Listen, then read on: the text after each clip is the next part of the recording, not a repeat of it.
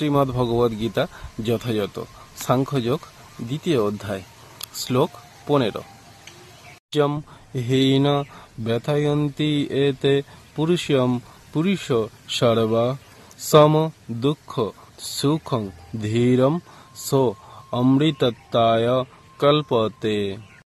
অনুবাদ: হে পুরুষ সর্ব অর্জুন, যে জ্ঞানী ব্যক্তি সুখ ও দুঃখের দ্বারা বিচলিত না হয়ে উভয় অবস্থাতেই অপরিবর্তিত থাকেন, তিনি মুক্তি লাভের অধিকারী।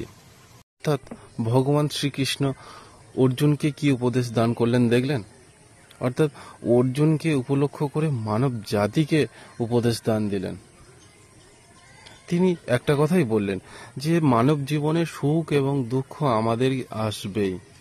সুখের সময় অত্যাধিক বিচলিত উল্লাস হও না এবং দুঃখের সময় অত্যাধিক ভেঙে পড়ো না। দুটোই অনুভব করো, সুখ এবং দুঃখকে অনুভব করো, কিন্তু বিচলিত হও না।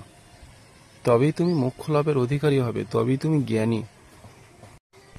আমাদের বাইরে থেকে জ্ঞান নেওয়ার কোনো প্রয়োজন নেই। একটাই বই, শ্রীমদ্ ভগবদ গীতা।